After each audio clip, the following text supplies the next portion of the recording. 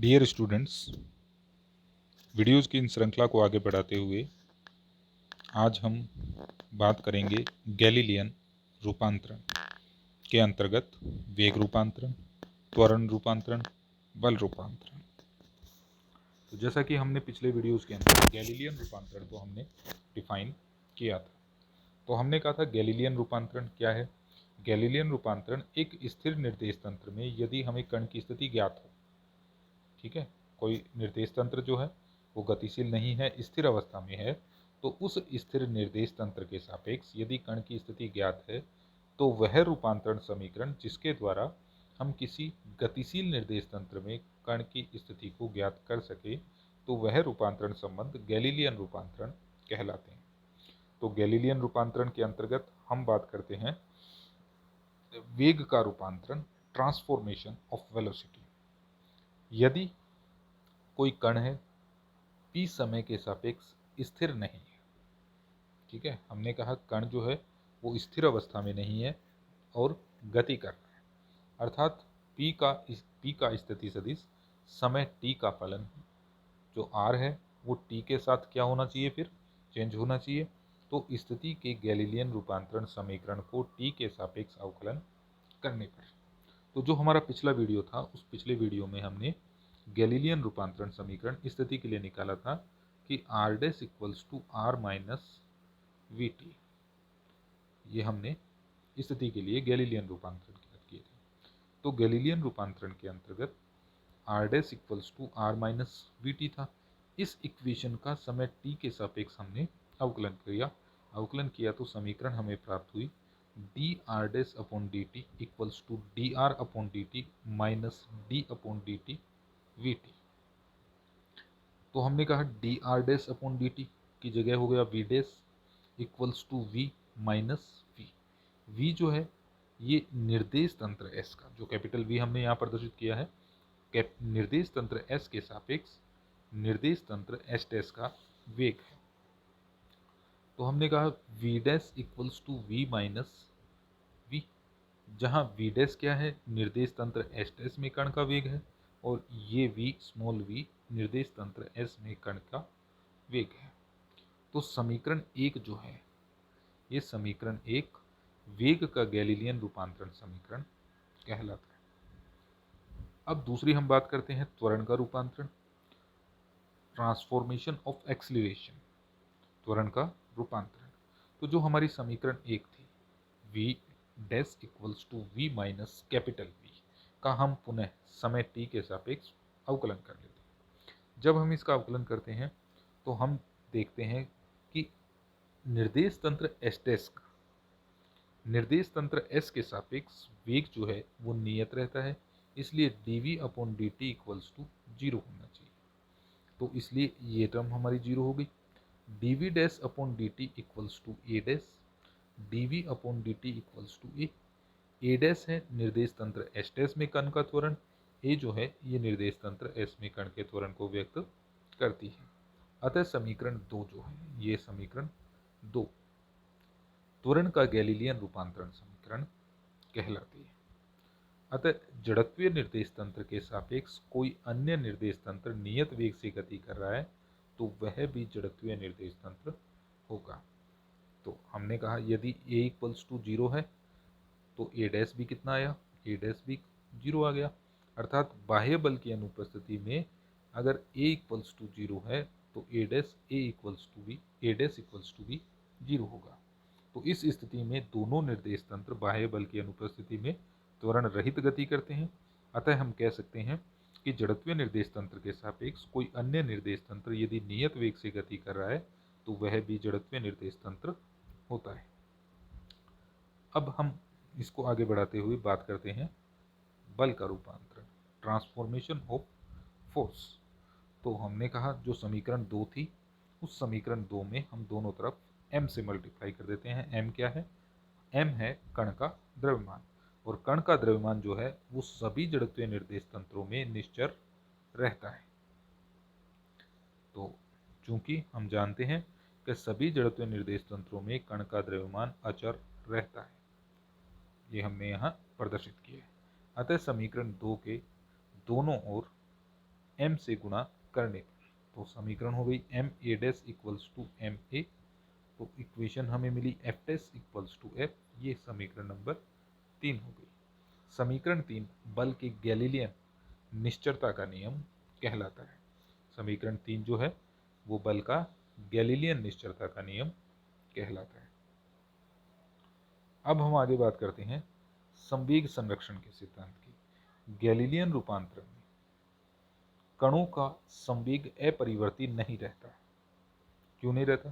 क्योंकि कण का वेग जो है वो भिन्न भिन्न जड़त्वीय निर्देश तंत्रों में भिन्न भिन्न प्राप्त होता है। तो अभी हम ऊपर प्रूव करके आए हैं कि v dash equals to v minus v. इसका मतलब ये हो गया कि निर्देश तंत्र एस में कण का वेग तथा निर्देश तंत्र एस डैश में कण का वेग जो है वो बराबर समान नहीं होता है। इसलिए गैलीलियन रूपांतरण में कणों का संवेग अपरिवर्ती नहीं रहता है, क्योंकि कण का वेग भिन्न भिन्न जड़त्वीय निर्देश तंत्रों में भिन्न प्राप्त होता है, परंतु संवेग संरक्षण का सिद्धांत अपरिवर्ती रहता है। इसे प्रूव करने के लिए हमने माना कि निर्देश तंत्र एस में दो कण जिनका द्रव्यमान m1 तथा m2 है वह उनके वेग क्रम से u1 तथा u2 है। ठीक है, तो हमने कहा निर्देश तंत्र एस में दो कण हो गए, ये हो गया m1, ये दूसरा हो गया m2। इनके वेग हैं u1 और u2। टक्कर के बाद में इन दोनों ने क्या की? टक्कर की। टक्कर के बाद में ये निर्देश कण हो गया m1 और ये हो गया कण m2। इसका वेग हो गया v1 और इसका वेग हो गया v2। तो हमने कहा टक्कर से पूर्व इनका वेग था u1 u2 और टक्कर के पश्चात इनका वेग हो गया v1 v2। तो हमने कहा संवेग संरक्षण सिद्धांत से m1 u1 plus m2 u2 equals to m1 v1 plus m2 v2, ये हमारी समीकरण नंबर 4 हो गई। हमने कहा एक अन्य निर्देश तंत्र एस डैश है जो निर्देश तंत्र एस के सापेक्ष नियत वेग कैपिटल वी से गति कर रहा है। ठीक है, निर्देश तंत्र एस डैश का निर्देश तंत्र एस के सापेक्ष वेग जो हो गया वो कैपिटल वी हो गया। में इन कणों का टक्कर से पूर्व वेग u1 डैश व u2 डैश तथा टक्कर के पश्चात वेग v1 डैश व v2 डैश है। अतः टक्कर से पूर्व एस डैश तंत्र में कुल संवेग m1 u1 dash plus m2 u2 dash. टक्कर के पश्चात एस डैश तंत्र में कुल संवेग m1 v1 dash plus m2 v2 dash. तो ये जो समीकरण 5 है ये टक्कर से पहले निर्देश तंत्र एस डैश में कुल संवेग तथा समीकरण 6 जो है टक्कर के पश्चात after collision total momentum in frame of reference S dash.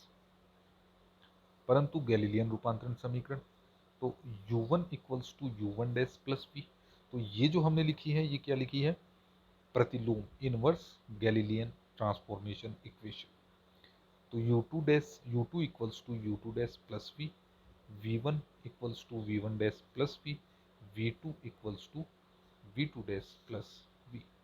तो ये जो वैल्यू है u1 u2 v1 v2 की वैल्यू हम समीकरण नंबर 4 में रख देते हैं।